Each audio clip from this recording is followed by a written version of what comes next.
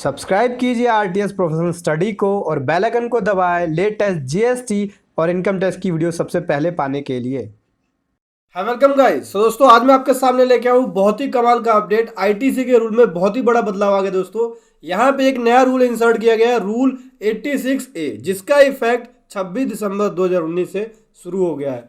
तो इसको समझने के लिए बने रहे मेरे साथ वीडियो के एंड तक। दोस्तों आप भी हमारे YouTube मेंबरशिप को ज्वाइन कर सकते हैं, जहां पे आपको इन सभी टॉपिक पे कुछ एक्स्ट्रा सीखने को मिलता है। तो दोस्तों ज्वाइन करना चाहते हैं तो वीडियो के नीचे ज्वाइन का बटन है, या फिर समझना चाहते हैं तो वहां जाके आप समझ सकते हैं। तो दोस्तों बात करने वाला हूँ इस नोटिफिकेशन के बारे में। नोटिफिकेशन नंबर 75/2019 का, जो कि 26 दिसंबर 2019 को इशू हुआ है। अगर आप इस नोटिफिकेशन को डाउनलोड करना चाहते हैं तो वीडियो के डिस्क्रिप्शन में इसका लिंक मिल जाएगा। तो दोस्तों यहाँ पे गवर्नमेंट को जो पावर है 164 के अंदर, उस पावर को यूज करते हुए सीजीएसटी रूल के अंदर अमेंडमेंट कर रही है। हाँ जी दोस्तों, 164 की बात करूं तो पहले ही बता दिया मैंने, ये ऐसा सेक्शन है जहां पे गवर्नमेंट के पास पावर है कि वो रूल को बना सकती है। तो इसी पावर को यूज करते हुए सीजीएसटी रूल के अंदर 9th अमेंडमेंट कर रही है। क्या अमेंडमेंट है? यहाँ पे रूल 86 के बाद एक नया रूल 86A इंसर्ट किया जा रहा है, जो कंडीशन बताता है कि इनपुट क्रेडिट जो अवेलेबल है आपके लेजर के अंदर कैसे आप यूज कर पाएंगे। बात करते हैं इसके सब रूल 1 के अंदर, जहां पर ये बोलता है कि कमिश्नर और कमिश्नर के द्वारा ऑथराइज पर्सन, उसके बिहाफ पे जो रीजंस है, रीजंस ये है नीचे, अगर उसको लगता है कि आपने फ्रॉडुलेंटली तरीके से अवेल किया इनपुट टैक्स क्रेडिट या इनएलिजिबल है, इनमें से कोई सा भी रीजन हो सकता है। जैसे कि सबसे पहले पॉइंट में बात करते हैं कि क्रेडिट आपने लिया है किसका, इनवॉइसेस का, डेबिट नोट का, या कोई भी अदर डॉक्यूमेंट जो रूल 36 के अंदर बताया गया है। ठीक है, टैक्स इनवॉइस से रिलेटेड है, डेबिट नोट से रिलेटेड ये रूल है, जो कि इशू किया गया है एक रजिस्टर्ड पर्सन के द्वारा। अगर फाउंड किया जाता है, मतलब जो रजिस्टर्ड पर्सन है वो नॉन एग्जिस्टेंट है, मतलब उसका बिजनेस है ही नहीं, और जो रजिस्ट्रेशन लिया है जिस बिजनेस प्लेस पे, उसका बिजनेस प्लेस एग्जिस्ट ही नहीं करता। या फिर विदाउट रिसीप ऑफ गुड्स, मतलब गुड्स लिया नहीं है आपने, सर्विस ली नहीं है आपने, या फिर दोनों में से कोई ली नहीं है आपने, और आपने इनपुट एज क्रेडिट उस इनवॉइस का या डेबिट नोट का या किसी भी डॉक्यूमेंट का ले लिया है, तो इसमें से कोई भी रीजन होगा उसके बेस पे डिसअलाउ कर देगा। डिसअलाउ की बात है नीचे बताता है, यहाँ पे देख सकते हैं, यहाँ पे रीजन जो है ऊपर दिया गया है।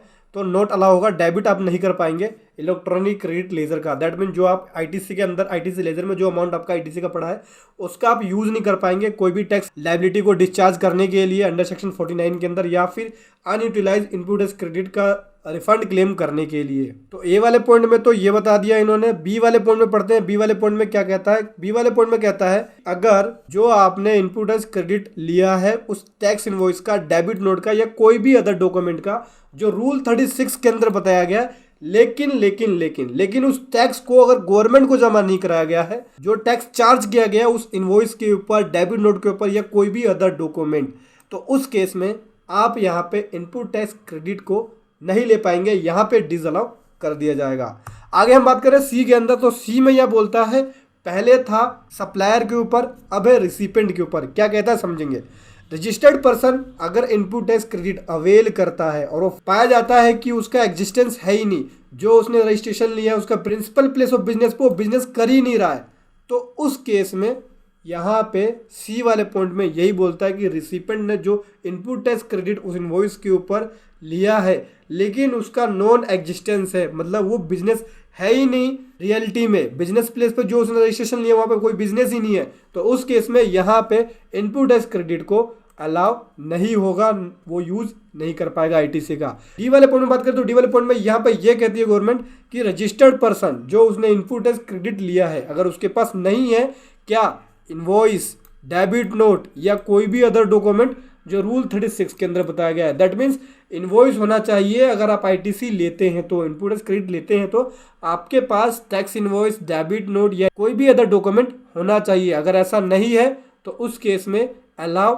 नहीं होगा, यहाँ पे रिस्ट्रिक्शन लगा दी है गवर्नमेंट। सेकंड वाले पॉइंट में समझते हैं क्या कहती है गवर्नमेंट। तो दोस्तों यहाँ पे अगर कमिश्नर या कमिश्नर के द्वारा कोई भी ऑथराइज पर्सन जो सब रूल 1 के अंदर, दैट मीन्स ऊपर जो 4 कंडीशन बताई ABCD, उस चारों कंडीशंस पे ये बिलीव कर लेता है, मतलब सेटिस्फाइड कर देता है कि हाँ भाई इसका फ्रॉडुलेंटली तरीके से इसने आईटीसी क्लेम किया या इनएलिजिबल है, तो उसको वो डिसअलाउ कर देगा।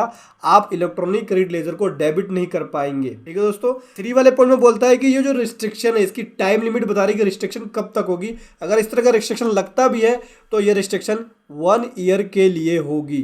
तो दोस्तों आईटीसी रूल के अंदर बहुत ही बड़ा बदलाव आ गया है। ध्यान रखना, जिससे भी आप बिजनेस कर रहे हैं, जिससे आप माल रिसीव करते हैं या माल देते हैं, तो वहाँ भी आपको इस चीज़ का ध्यान रखना है। एक्चुअल में बिजनेस चल रहा हो, फ्रॉड तरीके से अगर कोई बिजनेस कर रहा हो और आपसे टैक्स इनवॉइस लेता है या इस तरह का कोई भी डॉक्यूमेंट लेता है, तो आपको इस चीज़ का ध्यान रखना है।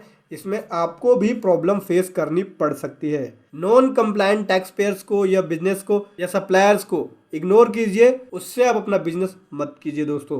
तो ये था एक अपडेट जो मैं आपके सामने लेकर आया। वीडियो कैसी लगी जरूर बताएं, मन में जो भी क्वेश्चन हो कमेंट बॉक्स में लिखें और इस वीडियो को ज़्यादा से ज़्यादा शेयर करें, क्योंकि जितना ज़्यादा आप शेयर करते हैं मुझे खुशी मिलती है और मैं इस तरह की वीडियो आपके सामने लाता हूँ। तो लाइक कीजिए, शेयर कीजिए। Thank you so much.